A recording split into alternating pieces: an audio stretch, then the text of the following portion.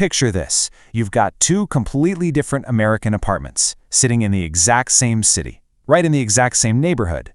But if you look closely, they reveal a pretty shocking financial truth. Just look at the stark contrast here. In apartment A, we've got someone pulling in $95,000 a year. You walk in and boom, there's a $4,000 leather couch, a massive TV, and closets literally bursting with clothes that still have the tags attached. But beneath all that, this person is terrified. They are exactly 2 missed paychecks away from a complete financial meltdown. Now, let's head over to apartment B. This person earns just $52,000 a year, almost half as much. Their space is super modest, the kitchen only has the tools they actually use, and yet they have 18 full months of living expenses saved up in the bank and absolute peace of mind. The person earning almost half as much has nearly 10 times the financial security. Why? Well, because they understand the completely hidden relationship between stuff and money. So here is the absolute crucial takeaway. Everything you own costs money, twice. The purchase price, that is literally just the entry fee. We are so heavily conditioned to only think about what something costs to buy, but we rarely calculate what it costs to own. If we want to build true wealth, we have to completely rethink how we consume. Let's break down that second, invisible cost of ownership, because it is actively draining your wealth right now. First off, there's storage space. We can basically call this implicit rent. Then you've got your ongoing maintenance, repairs, and insurance. But honestly, it goes even deeper than that. There's a very real mental energy drain. Studies actually show that visual clutter spikes our cortisol levels, meaning your stuff is quite literally stressing you out. And finally, you have massive opportunity cost. Every single dollar you lock up in an unused item is a dollar that isn't sitting in an investment account growing for your future. I want to let this number just land for a second. $600 to $1,000. That is the estimated annual cost in implicit rent just to store a treadmill in a typical American urban space.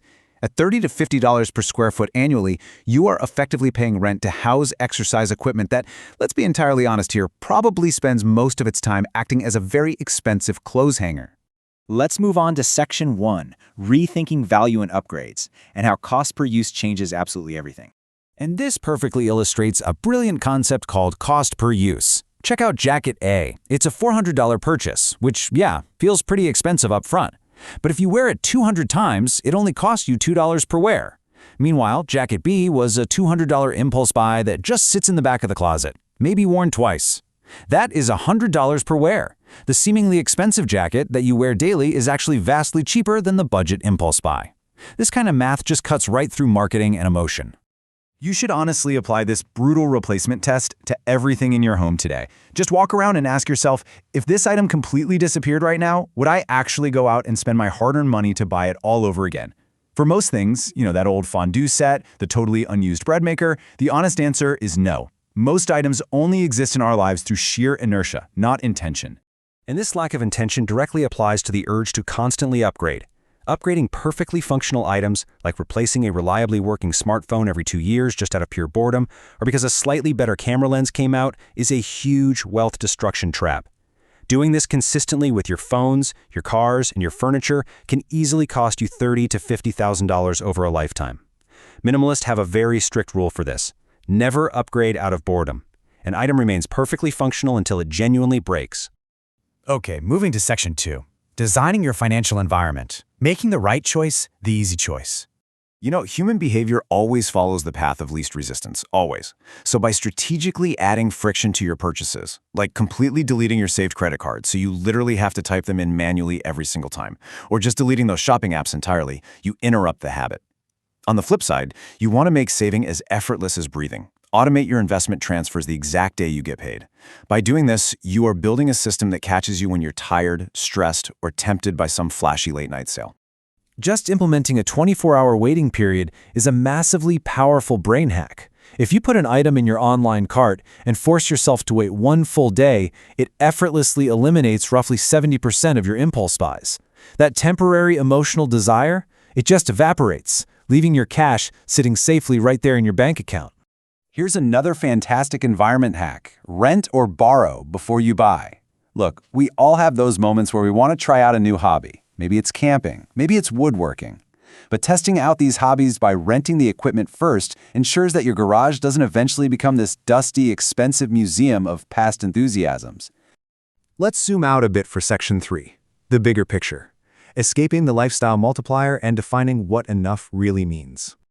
Have you ever noticed how practically every possession connects to other possessions? We call this the lifestyle multiplier effect. Say you buy a simple used boat for $5,000. Sounds great, right? But that singular purchase triggers an entire ecosystem of related ongoing expenses.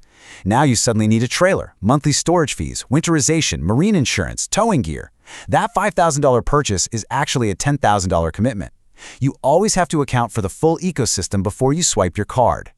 Because if you don't account for these things, you fall into the exact trap that catches so many high earners. When is enough enough? If you never clearly define your finish line, the actual size of the house you need, the type of car that truly satisfies you, your lifestyle will constantly expand to devour your rising income. This is exactly how someone making $300,000 a year still winds up living paycheck to paycheck. Crazy, right? This is where minimalists redefine wealth entirely. Traditional culture measures wealth by the shiny luxury car in the driveway or the expensive designer labels. But minimalists, they measure wealth by optionality. It's the liquid resources, the actual cash in the bank, that gives you the total freedom to leave a toxic job, to take 6 months off to care for a sick family member, or to simply say no to things you just don't want to do. Every single time you buy something you don't actually need, you're trading away your future freedom for a physical object today. And that brings us to section 4, the virtuous cycle, where money and minimalism finally meet.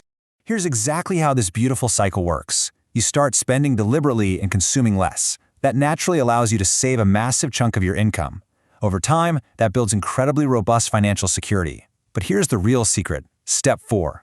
Once you have actual cash sitting in the bank, your insecurity just fades away. It completely dissolves that intense emotional compulsion to buy things just to feel successful or to signal your status to others. Your bank account is already telling you the story you want to hear, so the desire to mindlessly shop, it just vanishes. Circling all the way back to the 2 apartments we started with at the beginning of this explainer, the person earning $52,000 a year achieved profound peace of mind. And they didn't get there through a massive 6-figure salary.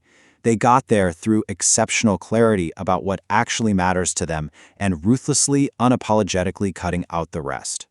Both of those lifestyles are completely available to you regardless of what you are earning right now. The choice really just comes down to this one thought.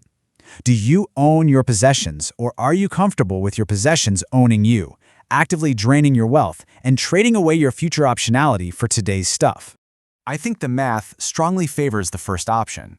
If this explainer shifted your perspective on money, stuff, and minimalism, please make sure to hit subscribe and like the channel so we can keep bringing you these valuable financial insights.